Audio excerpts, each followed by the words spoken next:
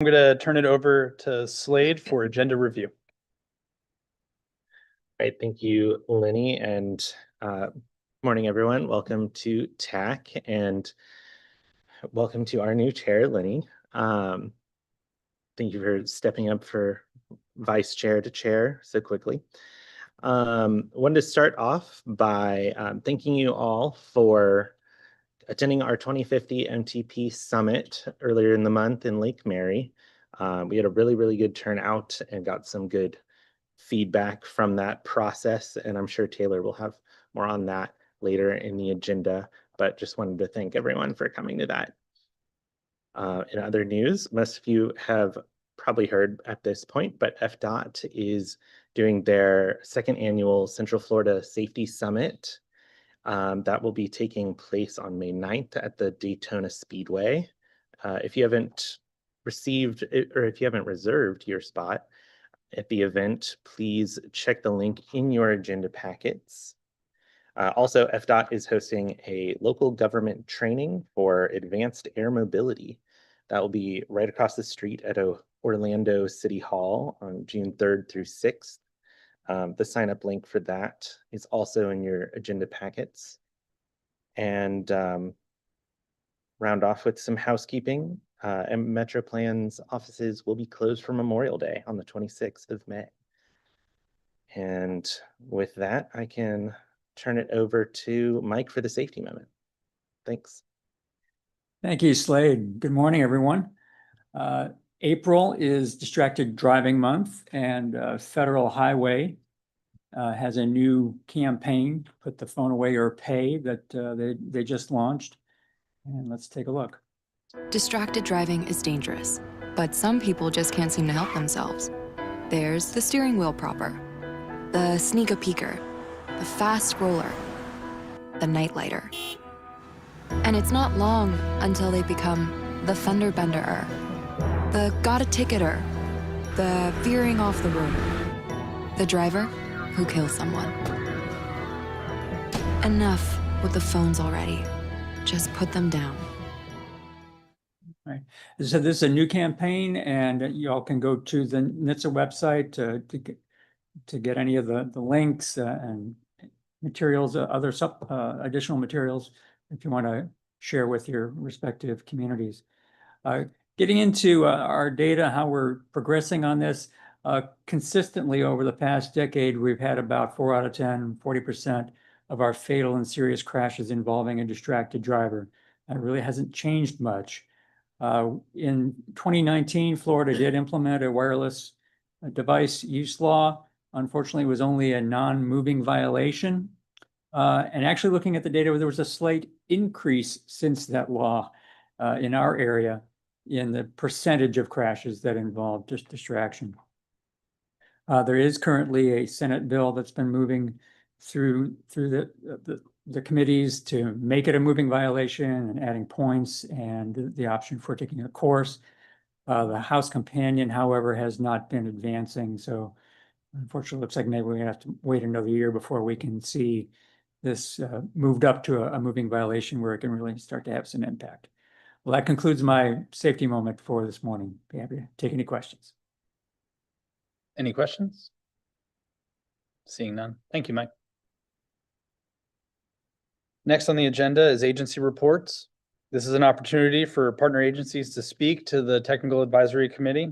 If any partners want to speak here, please let Rachel or Slade know at least a week in advance. We are going to hear from Jonathan Scarf with his FDOT report. Good morning, Mr. Chair. Good morning, TAC members. Many of you again this morning for the second time, so good to see you all. I just have a couple brief points. First, as part of our workforce development, we're presenting, the Road to Your Future, Transportation Industry Hiring Event will be taking place on April 30th, and that'll be from 3 to 7 p.m. at the Osceola Heritage Park Event Center. And this is a wide range from internships to entry level to professional engineers and basically the whole gambit. So we have over 70 industry partners there, and we'd appreciate it if you pass the word. Second, District 5 is starting the Coffee with Construction program. This is going to be a program where we host pop-up events for various projects, and this will allow the community to come and interact with the project teams and get a better idea of what's going on for that project. And this is, again, to allow us to tie better into our communities and so that everybody has a better understanding of what's taking place. And pending questions, I will make myself available if there's project questions following this committee. Mr. Chair. Any questions? See none. I have one. Could you provide us with maybe links or postings so that we can then provide information for that job fair? And I forgot the other item. I'm sorry. Oh, no, yes. The So the construction. job fair, we have the flyer, and I know that we have it readily available, and I believe we'll share it following the event. And then additionally, I will stay in touch with the MPOs as events approach for the Coffee with Construction events. Perfect. Thank you. Thank you. Next on the agenda is roll call. Thank you, Mr. Chairman. If members can please remember to turn their microphone off, respond, and then mute your microphone. Barden, Present. Brock, Here. Cash, Castellero, Castro, Here. Cologne, Here. Cornelison, Here. Coulon, Present. Crandell, Here. Ide, Present. Elliott Moore, Falk, Present. Gomez, Hamza, Morgenstern for Hardwick, Present. Hassan, Present. Mendenhall, Here. Perez for Nelson, O'Key, Price, Pullum, Ramdat, Present. Ramos, Here. Recchi, Roll, Here. Sanchez, Here. Sanders, Here. Senaran, Here. Smith, Present. Story, Here. Stolt, Here. Torres, Present. Wharton, Here. Martello for Williams, Here. Yeargain. Here. Mr. Chairman, that concludes the roll call. We do have a quorum. Thank you, Rachel. Moving on, we have 3 common presentations. These presentations are intended for the combined membership of TAC and TISMO and presented at the beginning of this meeting for that purpose. If members have questions, you can stand your nameplate on end. Please remember to turn on your mic and we'll hold off on questions until the end of each presentation. The first presentation is Taylor Laurent with Metroplan Orlando with the 2050 MTP status update. Taylor?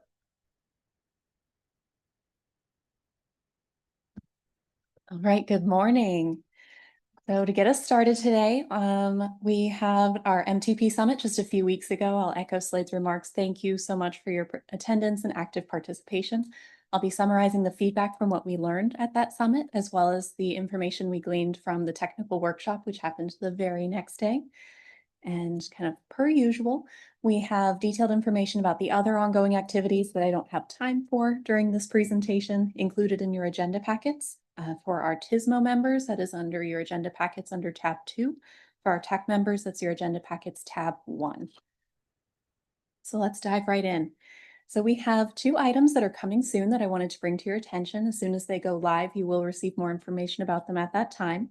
The first is our 2050 MTP Needs Dashboard. So we worked diligently with all of you throughout 2024 to complete the MTP Needs Assessment for the projects that are considered eligible for MPO funds. So that new public-facing dashboard to view these projects is going to be going live on our website soon, and will include a lot of the features that we know and loved during our internal development of that needs list, sorting, filtering, and being able to look at the raw projects in their entirety. There will be a few additional data layers provided to be able to view and interpret that information, and a user guide, so anyone can dive into that tool and know exactly how to navigate within it. So all of that's coming soon. Then another item for your attention, we are going to be coordinating pretty soon to begin the development of the 2050 MTP Planning Consistency Needs Lists. So the planning consistency lists are kind of, as they're implied, intended for planning consistency purposes to be able to document those transportation project needs within our region that are implemented or funded using items outside of MPO funding. So this allows us to incorporate those toll funding projects, locally funded projects, developer agreements, anything through discretionary grants, those other funding sources. So we all know the other projects that are happening within the region to maintain that planning consistency. We'll be using a similar process to what we did last year. So that way we can have a consistent method through which we're approaching that coordination. So please keep an eye on your email inboxes as we're going to be getting that started pretty soon. And then the MTP Summit itself. So on April 9th, we had more than 100 people in attendance for this event. For those who were unable to attend, I'll give you a very brief synopsis. We heard from our board chairman, Commissioner Delary, as well as our executive director, Gary Hutman. And the summit really focused on how far we've come in the development of the 2050 MTP itself, what we've learned both technically and from our public engagement and feedback to date. Then we also debuted those initial illustrative funding scenarios, which are included in your agenda packets under tab, again, 2 for our TISMO members, tab 1 for TAC members for reference in case you need them today. And we participated in a small group activity, Making Money Move, and I'll circle back to that in a moment. Then we reported out on the results of that activity in a large group discussion. And today we're going to talk through what those results are and proposed next steps based on that. So the small group activity was centered around resource allocation. So we had spent the majority of the morning talking about how we could use funding in a variety of different ways, what the implications of those illustrative scenarios were. And this activity gave the reins over to all of our participants to be able to take that information and make a new funding scenario themselves to see what that could look like from their small groups perspectives. There were a few pre-generated categories for consideration as part of this activity, and then a few player's choice or other categories to allow each of our participants, again, to really make this their own. So starting with a high-level overview of what we heard, we had 13 small groups, and each came up with their own unique perspective on this funding scenario. But there were common threads between all of the different groups that we wanted to emphasize here today to start with. First was the balanced approach with a multimodal emphasis, seeing a wide distribution of funding across some of those pre-generated categories, but also some player's choice items. So there was consensus to be able to include the first 5 pre-generated categories, which was good to see. That includes complete streets, TISMO, active transportation, transit capital, as well as safety. So there's a little more to unpack on that topic, and we'll get there in a few minutes. Hello, Gemini. That reminds me whenever we bring up Alexa or Siri, I know both of those people in real life. Okay, so of the 5 initial categories where we are seeing that consensus, that represents about 85% of the funding from that preliminary synthesis from our funding scenarios and the feedback that we received at the summit. So that is good to see. So moving into that last category, that last 15%, that fell within the player's choice section. So here there were a wide range of ideas on how best to use this funding, and the ideas ranged from an increased focus on technology or ITS improvements, focusing on future innovation, future readiness, widening and new road opportunities, new transit and rail opportunities throughout the region, some increased focus on public education, increased training on transportation disadvantage topics, as well as a desire for increased flexibility in the MPO planning process. So with these, we're going to take the feedback that we heard from the summit. We've been reviewing that diligently, as well as the follow-up information that we received from the MTP technical workshop, which was a 24-hour turnaround the very next day, as well as the feedback that we've been receiving from the public since the inception of this MTP, to kind of distill all of that information down from what we've learned into next steps to be able to revise these funding scenarios for the next iteration. So we're going to walk through what we learned, those key themes, proposed actions for each theme, and then we'll have a discussion towards the end of this presentation to make sure that we're including any additional comments or new thoughts you may have since we've had those discussions just a few weeks ago. Are we ready? Seeing some head nods? All right, let's dive right in. So the first, reflecting on the status quo funding scenario, which is the funding policy that was established as part of the 2045 MTP, it seems that it's time for that policy to evolve and move forward. So we will not be continuing forward with using the status quo scenario as a viable option. Instead, we're going to be using it as a means of reference and comparison. So for those who are at the summit or those who are flipping through your agenda packets, you'll see that we used that status quo scenario as a comparison for those fuel gauge icons. Are we doing more or less on this particular item based on the status quo? That is how that status quo scenario will be used again moving forward. But we will be looking at something new for 2050 based on the feedback that we've received. So moving into that next topic, I promised we'd dive a little bit more into safety. So safety was broached in a variety of different ways, both at the summit and the technical workshop the very next day. And there were kind of three key items that kept recurring. The first was that safety is an element in consideration for every one of our transportation projects throughout the region, which we all agree with. Second was that there is support for allocating funding for goes with safety improvements on the state highway system as part of that resurfacing project program. And then there was a common theme of uncertainty. If we're already doing these first two things, then what does that safety category represent? What is it doing for us as part of the funding policy? So we're going to unpack that a little bit. So we, again, all agree that transportation projects are intended to improve safety throughout the region. No questions asked. We've proven that commitment over the past few years recently and accelerated our efforts to improve the safety of transportation on our systems by developing those Vision Zero action plans that have been developed both at the regional level for each of our counties and all of our cities and towns. We've all been very involved in that process for the past several years, and I think almost all of them have been adopted at this point, which is fantastic. But through that, we developed high injury networks to identify areas of concern and then developed projects and strategies to address those specific issues identified in each of those plans. So the original intent of that safety category, what in the illustrative funding scenarios, was to continue our Vision Zero momentum. The safety category was limited to just those transportation projects that were identified in those Vision Zero action plans and was creating a dedicated source of funding to be able to accelerate those projects and implement them faster than if they were incorporated into the general needs lists. So reflecting on the discussions, the MTP team is proposing two items to be able to move forward with as next steps. First, we will continue to explore where safety project funding is included as a modal category within the funding policy, likely with a category name change to make sure that that is a little more clear that it's intended to accelerate those Vision Zero projects. And second, we will explore scenarios where safety project funding is not included as a dedicated category. So in this situation, those Vision Zero projects that are currently categorized as safety needs would then be recategorized to their most appropriate modal needs list for that particular scenario and prioritized accordingly. So that means what could have been project number 1 on the safety list becomes projects number 5, 10, 35 on a different needs list due to the change in how they've been prioritized and categorized.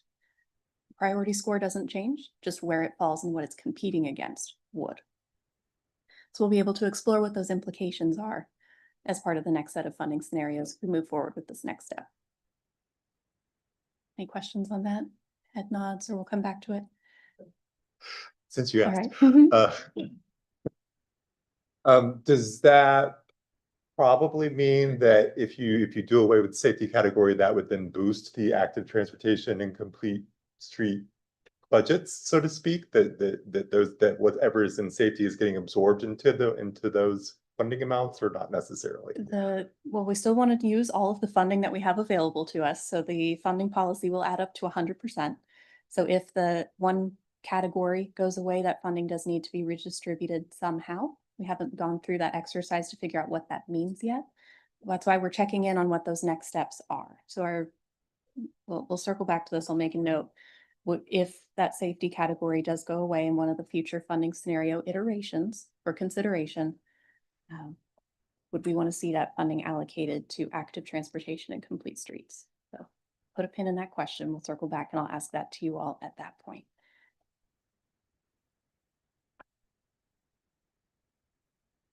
All right, so next topic. We've talked about widening multiple times throughout this process, and we've seen that it's been a 50-50 split on whether funding policies should include widening, should not. This came up again at the summit, and we saw strong opinions on both sides of that discussion. So that's continuing to be something that we need to explore and talk about. So through the player's choice category, about half of the small groups did include widening and new corridor construction as a consideration that they would like to see included. One of the first set of funding scenarios developed included a widening option, option number 5, if you're looking through your agenda packets, the restrictive scenario. And we're going to talk through, and we talked through what could be accomplished with that funding that had been allocated in that illustrative scenario. So as a quick recap, knowing that a widening project is approximately $10 million to widen by 2 lanes for 1 mile. Do we want to dedicate fund up to 25% of MTO funding per year to be able to fund widening by 2 lanes for 1 mile of roadway per year? So it's kind of the question that we need to ask ourselves as we look at this funding policy, because that's what it would take to be able to move forward with that. But the proposed action from the MTP team is to continue to explore this topic through the next set of funding scenarios, so we can see what those implications are if we do go down that path. What does that mean? How much funding is dedicated? What do we get out of it? And what does that mean for our other categories where funding may be lessened or reduced to be able to increase the amount of results through a widening and new corridor construction program? Then our next topic was transit. So the illustrative funding scenarios tested several potential restrictions on how transit capital funds could be used. So with the requirements that a portion or all of the funds would be used for specific certain capital expenses. At the summit, we heard by and large that the transit capital funds should be available for broader use, not delimited within the MTP itself, knowing that they're already limited to capital expenses due to the funding type itself. And that's not something we're able to change. So one question that did come up as part of the summit and the technical workshop the next day, as part of several small group discussions, was about rail expenses and Sunrail related capital topics. So to clarify, yes, transit capital would include Sunrail capital expenses if and when the Sunrail is incorporated under the CFRTA, the Central Florida Regional Transportation Authority. Then we can change the definition of that transit capital category to make that a little more clear, that Sunrail related capital expenses would be eligible in addition to the links expenses that we're more used to under that category. So in terms of the next funding scenarios, the MTP team's proposed actions is to explore scenarios that do not restrict those transit capital funds. And again, we're going to be updating that definition for clarity. So coming back to active transportation, which I know is on your minds already this morning, there was wide support for setting aside funds within this category for a school mobility program, which would allow the MPO to be able to assist with cost overages on FDOT Safe Routes to School projects within our region, or by accelerating the construction of critical sidewalk improvements near schools themselves. So several of our small group tables also had differing discussions on restricting the types of projects that could be funded under the active transportation program. Some wanted it to stay very broad, allow the use for trails, sidewalks, crossing improvements, etc. While other groups expressed a desire to only use that funding for larger scale projects, still including the school mobility program, but potentially only regional trail projects. So the proposed actions from the MTP team are to, 1, include the school mobility program in all future funding scenarios, since we do have consensus on that topic, but also to explore future funding scenarios that may restrict that category to specific types of projects. And we'll be looking at some of the new guidance that's been distributed by USDOT and the state to make sure that we're in alignment with those, but also looking at what that would mean if it's more broadly permissible as well. So then summit attendees also raised the desire to see focused education efforts for several topics to raise both public awareness and improve technical knowledge in specialties, including technology and innovation in transportation, TISMO itself is a category, Transportation Disadvantaged, Americans with Disabilities Act, ADA items, and a few others as needed. The MPO staff will be reviewing and determining the funding eligibility for these programs, and we're going to circle back with you all once that research is complete on both the specific topics as well as mechanisms to be able to utilize and fulfill those educational opportunities. Then another item that was raised was specific to the TISMO modal category itself, with a desire to see increased emphasis on the category's funding on ITS-specific improvements, rather than on operational or geometric types of improvements. So the technical workshop participants agreed with this item during the follow-up discussion the very next day, and expressed their desire to see funding set aside for those more ITS-specific improvements. So the MTP team's next step will be to explore setting aside funds within that TISMO category for ITS-specific projects versus other types of improvements. Almost there, there's 2 left. Okay, so there was also a discussion about regional studies and questions about how the MPO can continue to serve in a strong role to be able to guide large-scale studies to benefit all jurisdictions within the region. One prime example of a regional study of significance that we've already talked about today, and you'll continue to learn about as we continue to move forward with it, is our Vision Zero program and how the MPO's leadership role secured a Safe Streets and Roads for All grant, 2 now, once we get the second one under that grant agreement, and the development of our region's 23 Vision Zero action plans. So with this in mind, as kind of the goal of what we'd like to see as part of a regional plans and studies program, the MTP team will be exploring a funding set aside for these MPO-led regional transportation studies, with topics or focus areas of these studies to be determined through future advisory committee meeting and board discussions. Okay, and then there was also a expressed desire to see more short-term flexibility in a long-range plan, a desire to see an increased level of flexibility within the planning process and the funding process to be able to set aside funds for future projects without yet identifying what those projects are. So I'm going to say up front, this is a fine and delicate line to be dancing around in terms of the long-range transportation plan, as the MTP is required to be both federally, it's federally required to show fiscal constraint, which is difficult to accomplish when you're not identifying those specific projects up front. However, there is a possibility to explore the topic in the use of boxed funds, which is a topic that we haven't yet broached as part of our meetings here or the technical workshop series. So I'll unpack that a little bit. Boxed funds are used to set aside funding for specific programs as they are defined within the Metropolitan Transportation Plan. And then those funds are utilized throughout the plans and the implementation to fulfill that program's requirements. An example of boxed funds from the 2045 MTP is the Traffic Signal Retiming Annual Program. Funding was set aside in the 2045 MTP to be able to fulfill those requirements. Specific projects were then identified and implemented through that program on an annual basis. So if we pursue the use of boxed funds and incorporate those into the 2050 MTP, then specific program requirements would need to be established and defined for each of those boxes and incorporated into the 2050 MTP itself prior to its adoption. How would we get a project funded though, if we haven't said how do we get into that box? From there, that's where we need to figure it out. That's how it's going to move forward.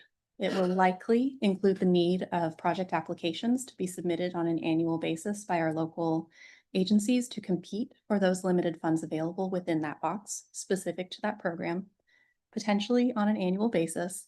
And the selection processes would likely be coordinated through MetroPlan Orlando's Technical Advisory Committee. Again, likely through the prioritized project list update on an annual basis. So if this option is pursued and incorporated into the 2050 MTP funding policy, then additional information and specifics about what that process could be will be developed and distributed at a later time. So the MTP team's proposed actions, our next step for this topic, will be to explore the funding scenarios with funding set-asides or boxed funds for appropriate programs and modal categories so that we can explore as a group what that would mean and how that would be beneficial to the region. Okay, we made it through all of them. 9 key themes, all of our actions, we did it.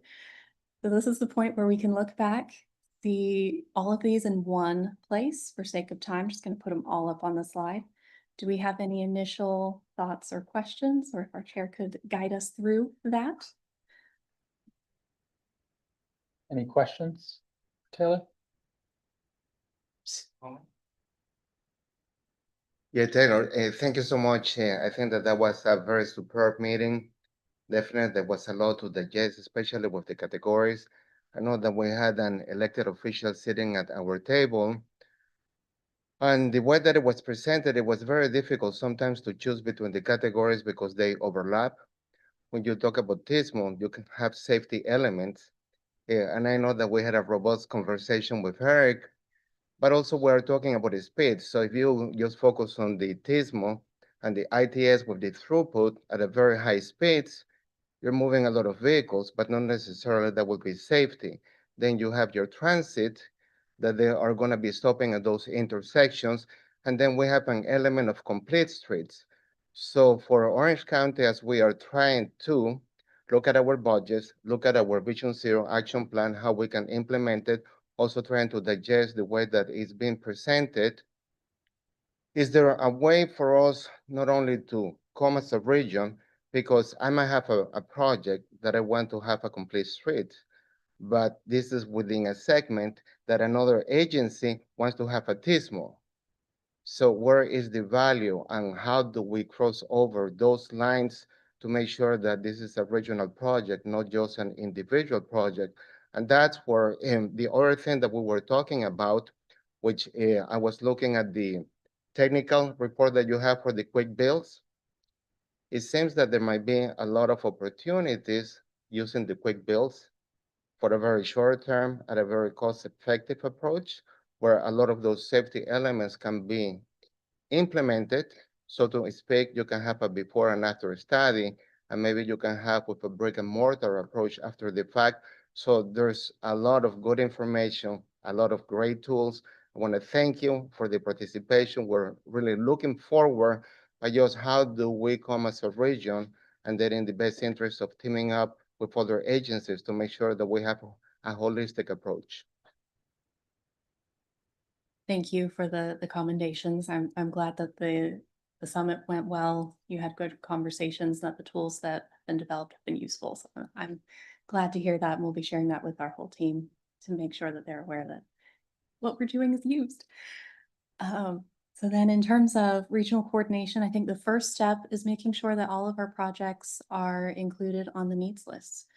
We've done that for the state highway system and off system networks where it is eligible for MPO funding. We've gone through that effort to make sure that all of the projects are included, identified. And what our third set of coordination meetings as part of the needs assessment process really focused on was refining that list, taking everything that everyone had identified without seeing each other's notes and seeing it all in one place and looking for those consolidation opportunities. So some of that has already occurred. As we look to develop the planning consistency list, the things that aren't eligible for MPO funding, but we want to make sure that everyone in the region knows of and is aware of and can plan for or know to call you to talk about these things. That's the importance for these planning consistency lists, to be able to make sure that we have a guide to help us get to the right location. But what I was hearing in terms of safety, would it be fair to say that I was hearing you would request a safety funding box instead of a safety list of project needs? Yeah, I wanted to ask you, do we have any public schools at the meeting when we at the symposium that we had? Because I think that the schools, at least what we face in Orange County, whenever they are developing the new schools, their main focus is within the actual traffic circulation or adjacent neighborhoods, but not really looking from a holistic approach. So the safe routes to school, especially if we have these neighborhoods that we have kids, I think that they have to walk. If you are within 2 miles, you should walk. So I think that there's a lacking of addressing those needs, or perhaps to to invite the school to participate as part of the Safe Routes to Schools. I know that they focus internally and they are understaffed as all of us, but maybe for them also to be part of this conversation for the safety of their kids and what we can do. So yeah, I think that having that box option, it would be beneficial. Okay, and just to clarify, the safety box would be the equivalent of the safety modal category. The school mobility program, to be able to assist with the examples you were giving, we already plan to include as a set aside. Oh, okay. That's a supplemental, basically, to FDOT's Safe Routes to School program. Any other comments or questions? Kelly. I guess two things. So I sort of like the idea of having or safety becoming a Vision Zero category that specifically implements projects that were identified in everybody's Vision Zero action plans or the regional plan, one or the other. Because again, we're only talking about about $40 million total per year is what we're trying to divvy up here. Is that right? That is accurate. Okay, yes. so based on the drop in current the bucket estimates. to do anything with that.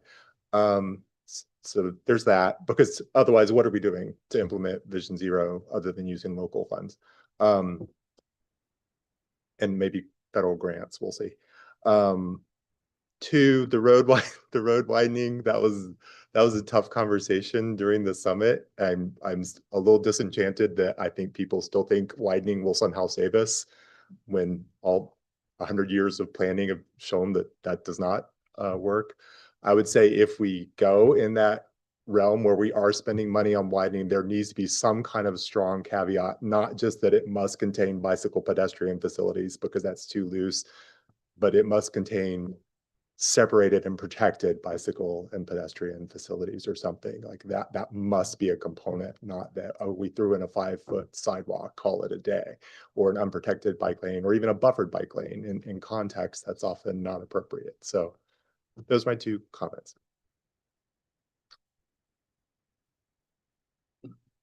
I might also add that perhaps a match should go with that as well as a commitment on the local side.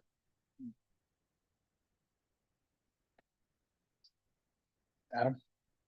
Yeah, so I just kind of have to mirror also with the, I realize kind of jumping on the road widening thing.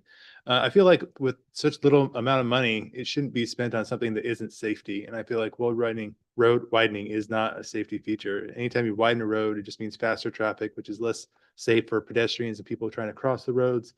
Not to mention the fact that it has much further implications. Usually it ends up resulting in, property rights violations by eminent domain processes and resulting in land use issues because of already developed property. I said there's a lot more implications that go along with road widening than just widening the street. And I feel like money shouldn't be spent on that. It should be spent on something that's actually going to improve the roads that we have and making them more safe and more viable.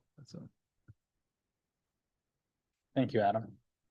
I would just like to reiterate, I agree with Kelly on a lot of this. And one of the things that I think came out with that summit was the education component. We had people at our table that didn't understand what a complete street was because it's such a broad topic, where the widening, we're still going off of old thoughts of, well, widening will fix the problems when we see that it doesn't. So I do think a component all of us need to take into account is educating not just the public and schools, it's educating ourselves and our staff, because I can guarantee there's probably people in everyone's organization that still believe some things that might not be true.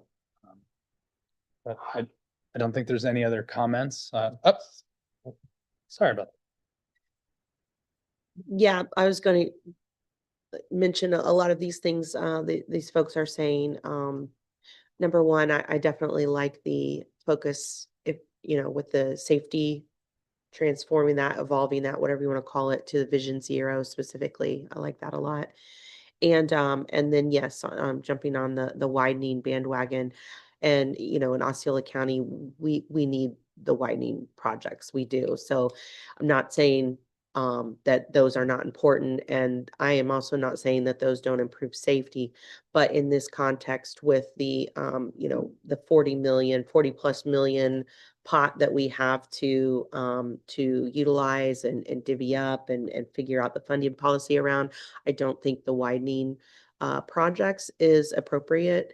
But I also want to, one of the sort of clarifications in, I think it was the follow-up discussion on the 10th was, when we're talking about adding a turn lane at an intersection, that's not a widening project, right? That could be a TSMNO, that could be a safety project, so I didn't want folks who are thinking that, they're trying to get these widening projects because they need a turn lane. That's not what a widening project is. And that a turn lane, adding a turn lane, and that can be included in the other categories that we'd still have. I just want to comment on the matching. I know we've kind of talked about a little before in some of it that not everybody was on the same page. So I just want to share one from a smaller jurisdiction. I think the concern is that we don't always have the same matching, as well as the county has been pushing to give some of the other county roadways that are currently county back to those local jurisdictions, even though the majority of the people on those roadways are not our residents. So they're not paying to our tax dollars and what we can pull to be able to do a full match. So I know we've kind of talked about full match versus partially funding. So I just wanted to kind of give that insight, at least for some of the smaller jurisdictions. Yeah, my thing was just on the transit, and I know we're putting a lot of money into transit, and I feel like transit's a black box, just dumping the links. And transit's, I think in the next 25 years, gonna radically change. From shared driving to autonomous vehicles to different things and that's kind of where my concern was of, okay, it's this many buses, it's this many improved stops. Well, I think going forward, we're not going to have stops like we traditionally do. Maybe on some main corridors we will, but that's it. All these localized things, they're not going to have stops anymore.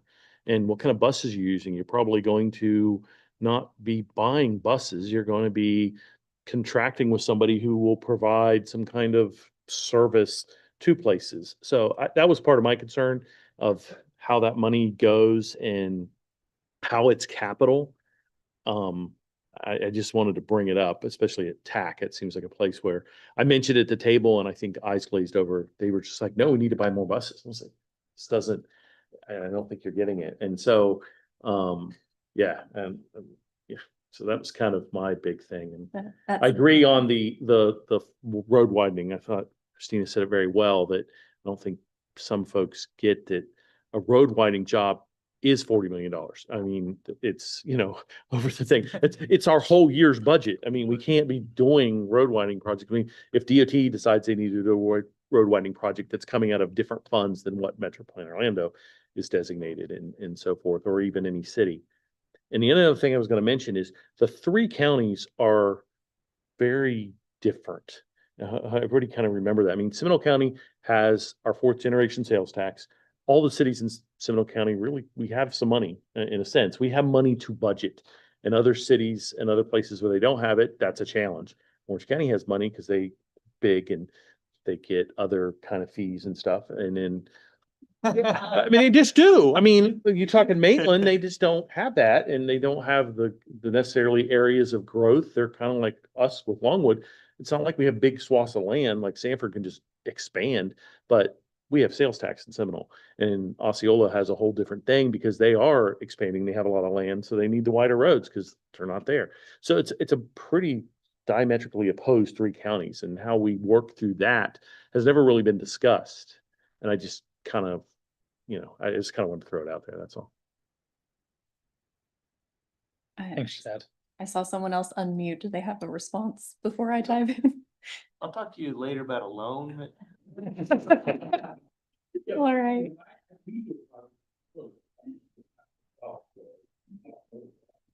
You can't even do anything in Orange County. All right. We're forced for a Looking mile. bit further in the funding policy development, that's when you'll start seeing the projects applied to the lists rather than the kind of high level estimates that we've been using of saying, if we do this much money, this is about the number of projects you would expect to see. So some of that kind of making it a little more real, more personal for each of us will be coming a little bit further down the line. I want to address your transit capital question. That was a question that was also raised at our CAC, Community Advisory Committee meeting on Wednesday. So we're doing a little bit more research into exactly what types of capital funds can be used for various types of purchases. Do autonomous buses count as an eligible capital expense? Preliminary results off the cuff, I need to verify this, are that if the purchases are completed through the Regional Transportation Authority, through that organization, then I believe they would be eligible. We're confirming that, and we can follow up with that information. Thank you, Taylor. I don't see any other hands raised. We're excited to see what comes from the MTP. Yes, thank you so much. So you'll see the next iteration of the funding scenarios in your June, July meeting cycle, or the June technical workshop, whichever one of those two meetings you attend first. We need a little bit of time to take the information that we've done today to actually make those iterations and changes to the funding scenarios, but we are still on track to adopt the 2050 MTP in December of this year. So all good feedback. Thank you so much for your thoughts and consideration today. Thank you, Taylor. And now we're going to have our next comment presentation. Laura Bauk with Metro Plan Orlando will present the updates on the Vision Zero Central Florida. All right, good morning, everyone. So this will be the same presentation as was given at TISMO. So for those who have already seen it, if you need to use the bathroom, this would be a good time before Alex's presentation. So we're going to start off just talking about our initial grant that we were awarded back in February of 23 that we used to develop action plans for the region and all of you. Thanks again for those of you who were our point of contact at our local agencies. We know that we tried to make it a light lift for you, but we know it was another thing. So we appreciate all of your assistance and ongoing enthusiasm towards implementing those plans. So we adopted the regional action plan last September. For the local plans, all of those have been completed and all but one, I believe, has been adopted. So well done, everyone. We do have ongoing demonstration projects in each county. Up in Seminole County, we have deployed a plugin at 15 of the intersections throughout the county that is using a software and AI learning through the cameras to look for near misses. Here in Orange County, we are working on developing a bike safety program that's geared towards middle schoolers. And then down in Osceola County, we have a team that's working on identifying some safety improvements for mid-block crossings at 5 locations throughout the county. We anticipate wrapping up all of those demonstrations in the next couple of months, and we'll be reporting out on those once we have wrapped. And talking about the second grant that we were awarded last November, as a reminder, what we plan to pursue with that funding is continuing our safety-focused public outreach, updating some of our crash data analytics and reporting to add the couple of years of crash data that have come out since we did the initial analysis. We'll be doing some RSAs on key corridors on the high injury network in the region, and then we'll be updating the regional action plan as well. That grant is currently on hold along with a whole host of others as the feds are reviewing to make sure that the grant awards are in keeping with the current administration's priorities. So we're waiting on that. We'll keep you posted. But there is a NOFO that is opened a few months ago. The deadline's June 26th for that one. We know at least one of you is planning to pursue a grant. And if there are any others that need a letter, let us know. We'll be happy to work with you on that. We have a new reference that's available. We put out a couple references, our engineering and non-engineering toolkits. We had an elected officials guide, a couple other things that we put out as we were all developing our action plans. And over the last several months, we developed and have now put out our quick build guide. The guide is really intended to help those who are interested in building a quick build program. Quick builds are really a great way for us to sort of accelerate project delivery and help agencies implement infrastructure projects using low-cost materials in a way that can be installed quickly. It's a great way to pilot projects, test them out, see if they are doing what they need to do, if maybe the materials need to be reconsidered, if the design needs to be reconsidered. So the quick build guide is set up to help you think through all of that. This slide sort of shows the chapters that are included, lets you know what's a good candidate for a quick build project, what are some materials you can consider. those sorts of things. So we hope that that will be a real resource for all of you. Thinking about some ongoing efforts that we have going, one important one is we are pulling our Vision Zero Central Florida website under the umbrella of our main Metro Plan Orlando website. So that will be happening over the next month or two. So stay tuned. You'll probably get an email and we'll let you know when everything is pulled under there so you can get to everything all in one place. We are also continuing with our task force meetings quarterly. A lot of you participate in those, so thank you. Our next one's going to be on July 18th. Speaking of things that we do quarterly, we're also continuing our Vision Zero speaker series that we started as we were developing the regional action plan. We actually just had our last speaker series webinar last Tuesday, had great turnout. And we focused that one on how we as planners and engineers can collaborate more effectively with our emergency responders to make sure that we are meeting our speed management goals while not negatively impacting their emergency response times. Charlie Wetzel from Seminole County was one of the speakers on that webinar. He did a great job. We also had another speaker from City of Sarasota and then someone from San Francisco talking about what they did. Thought they had some really interesting things to say, so I encourage you to check it out if you were not able to catch it live. The link that's included on this slide will take you to our Vision Zero Safety Speaker Series playlist on the Metro Plan Orlando YouTube channel, where you can catch all of the webinars. We are also continuing to work more locally here with District 5 on advancing their safety strategic plan that they put out last spring. As Slade mentioned earlier, the Central Florida Safety Summit, the second annual one, will be occurring on May 9th, where they'll be providing an update on what they've been doing in the ensuing year. One of those things has been convening a series of focus groups to help them deliver on the actions that are identified in their plan. And multiple Metro Plan Orlando staff are sitting on those focus groups to help advance those slides. We'll be giving a brief update during the summit. In addition to here in D5, more statewide, FDOT has a number of safety coalitions that meet on generally a quarterly basis. We've had staff going to the Ped Bike Coalition for over a year now, but we're expanding our aperture to look at all of the coalitions. So we'll either be keeping up with the minutes for some of the coalitions to make sure that we're aware of sort of ongoing research and initiatives, and then some of the others that make sense with our schedule and that allow guests to come in. We'll be attending in person to be a part of those. So we'll bring back anything that we learned from those as they come along. And with that, I'm happy to answer any questions you have. Any questions, comments for Laura? I don't see any. I had two quick items I just wanted to let the committee know. For the SS4A that is due in June 26th, if you're going for an implementation grant, you need to have, there's a worksheet and like a basically approval to apply for the implementation. I believe that's May 9th that has to be submitted. So you have only a couple weeks to get the draft of your grant application ready and submitted for you to even get that. Along with that, they're only allowing one submission per entity. So if you have 3 implementation projects or 3 developments that you wanted to do, you have to pick the best one for this year. I think that's different from previous years. Lenny, could you clarify? I don't think the May 9th is mandatory if you have, it was if you need them to assess whether your plan qualifies, right? Correct, yeah. I didn't think it was mandatory that you have to apply for it. I'm not 100% sure if it was mandatory, but I know that they were basically, I think it was to try to get you to get to the point where if it wasn't going to be approved, then you didn't have to do all the effort of doing the full application. So, but I would definitely look at that NOFO. I have not finished going through all of it. And the other one was on the safety summit.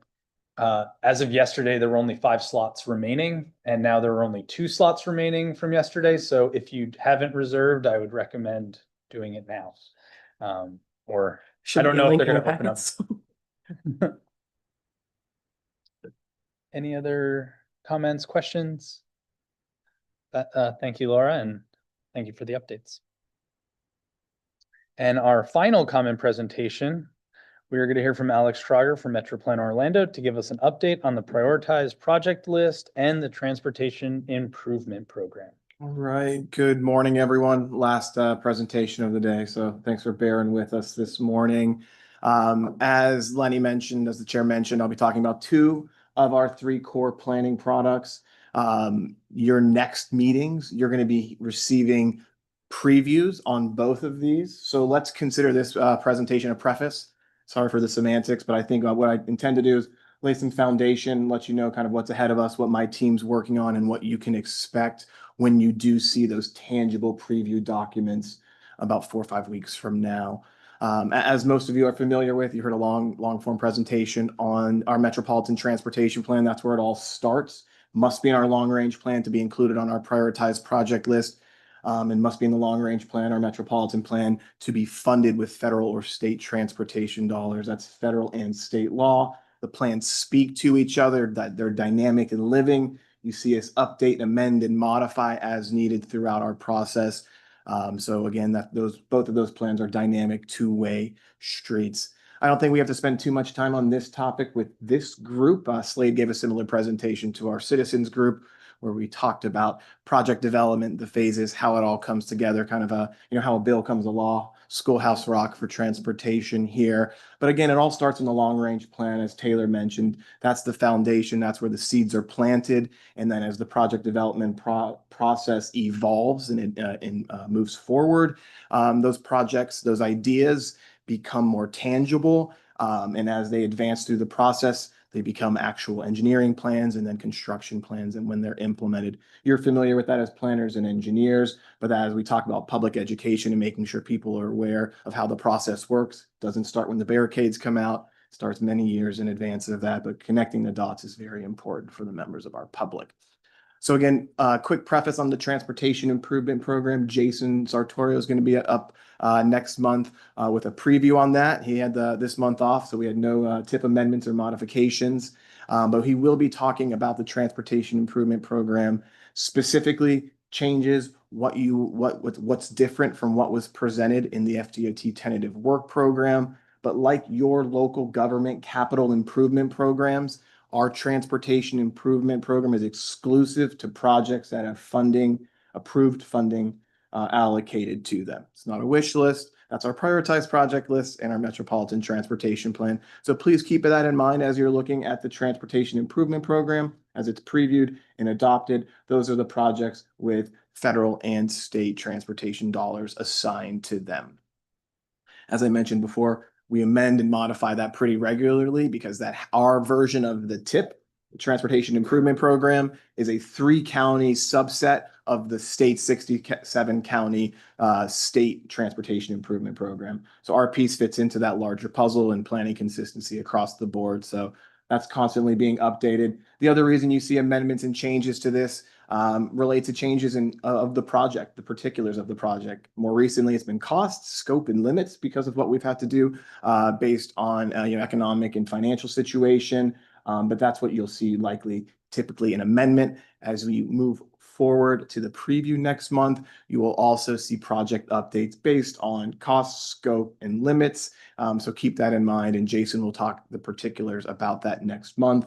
We currently, as you see in the figure here, this is a screenshot from our online TIP web viewer. This was launched, and an enhanced version of this was launched last month. Jason will walk you through that. I think we have a tutorial video coming out soon as well. Really powerful tool. You can see everything that's in the transportation improvement program.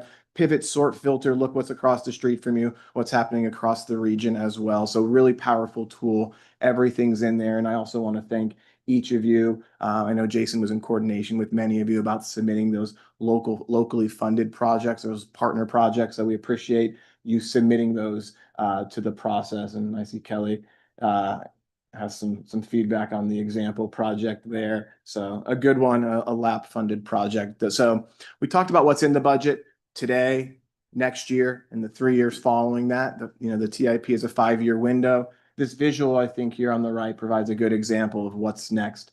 Obviously, not every project requires every phase, especially our LAP projects. But what's important to know, what's in the TIP is what's funded. The prioritized project list is what's next. Slate, he calls it the batter's box, the on deck circle, but that's something to keep in mind. If you're on our priority list, especially high up on that list, you really need to pay close attention, making sure that you're doing your part to see these projects evolve. So when you are summoned and it's time to get programmed, you're ready to go, and we don't have to kind of skip over or do some emergency fire drills to kind of get things moving. So that's the prioritized project list. Again, these documents speak to each other. As there's a change in the transportation improvement program, if there's a deferral, a deletion, a significant change, that is replicated, reconciled in our prioritized project list to make sure that nothing falls between the cracks. That's become more important more recently than ever as projects are deferring and deleting, but something that we track between Slade and Jason on my team. That's a core responsibility. So as we talk path forward for the current year, I had a presentation a couple months ago where we talked about this. In January, I believe you saw a presentation from FDOT on the tentative work program as it relates to that process. We provided feedback. Many of you provided feedback. DOT then submits that to central office and to the governor's office. That goes through the legislative process and session. Will be panning out over the next couple of weeks. But our transportation improvement program and the update of our prioritized project list that you will see at your next meeting for preview will include a reduction in federal transportation funds. So it has come to our knowledge that our carbon reduction funds, many of you likely hypothesized this, have been removed from the state work program. In many cases, our other TMA funds, our other Metropolitan Planning Organization funds, as it relates to our SU or our Transportation Alternative Funds, were utilized to balance and kind of reconcile the subset of projects. There are a handful of projects that will need to be deferred or will need to seek other funding opportunities. My team's going to be reaching out individually to those affected jurisdictions just to kind of give you the heads up, make sure you're aware of the situation. But we're working closely with DOT to see how we can work through and balance given the situation that's presented to you. All that being said, you will see those changes in the transportation improvement program. And as I mentioned, anything significant that requires something to tip back over into the prioritized project list will also be accounted for. And that is going to be really the key focus of Slade and Jason's presentations next cycle. What's different? How are we moving forward accordingly? So with that, these are action items, not today, but annual action items that we take. And again, we have the next couple months to sort through that, but I wanted to at least give everyone a heads up today about what kind of what's in front of us, how we're addressing that. And I would say to jurisdictions that have some shortfall questions or some other deferrals in the chute that have some questions into the MPO, we're kind of holding and maintaining for right now until we can sort out the implications of the tentative work program change. So I appreciate each of y'all's patience as we're working through that, trying to balance and preserve the transportation improvement program this year. So with that, I'll try to do my best fielding questions. But as I mentioned, next month, you will have tangible products in front of you, seeing the differences, seeing the changes, and seeing which projects are funded and what's next. So with that, thank you for your time today. Do we have any questions or comments for Alex? I don't see any. Thank you, Alex. Moving on, we will now hear public comments on the action items. We ask that you provide your name and address for the record, and please hold your comments to 2 minutes or less. If any members of the public wish to comment and are joining virtually, please use the raise hand function and you will be recognized, or dial *9 on your phone keypad. We'll send you a prompt to unmute your mic. Do we have anyone joining us virtually who would like to make a comment? There are no hands raised online, Mr. Chairman. Thank you. Do we have any members of the public attending in person that wish to make a public comment? No comments received. Are there any written comments that were submitted before the meeting? None were received. Thank you. Moving on to our action items. We have the February 28th, 2025 meeting minutes. Full meeting minutes were included in tab 2 of your agenda. Do I hear a motion for approval of the February 28th meeting minutes? Shad Smith, I move to approve. And a second? Bill? Is there any discussion on the meeting minutes? All right. This is a voice vote. All in favor? Aye. All opposed? Hearing none, the motion passed. Our next item, everyone is probably very excited about. We have the TAC Vice Chair election. Slade Downs, our liaison, will tell us more about the nominations. All right, thank you, Chair. In accordance with our bylaws, when the TAC Chair resigns, the TAC Vice Chair automatically assumes the position of Chair. Thanks, Gimli, for stepping up. Now that the Vice Chair position is open, we will need to have an election for Vice Chair. I'll turn it over to Lenny. We'll need to accept nominations from the floor and then have a motion to close nominations and then an election. We have received one nomination so far, Miles O'Keefe from Lynx. Thank you for volunteering for that. But if anyone else has an additional nomination from the floor, we're be accepting those as well. So turn it back to Lenny. Thank you. Thank you, Slade. So do we have any other nominations for Vice Chair? I'd like to nominate Kelly Brown. Kelly, do you? I'm gonna politely decline, but I very much appreciate it. Kelly, we appreciate it.